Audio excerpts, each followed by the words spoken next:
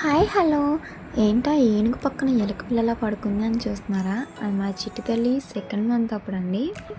అప్పట్లో నాకు అస్సలు నిద్ర ఉండేది కాదనమాట.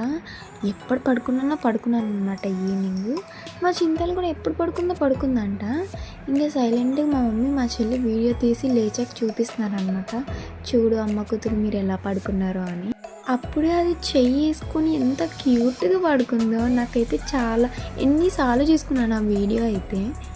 నేనైతే అసలు టీవీ చూస్తూ ఉన్నాను, చూస్తూ పడుకుని పోయాను అనమాట. ఎప్పుడు పడుకున్నానో కూడా తెలియలేదు. పిల్లలతో అట్లుంటుంది అనమాట.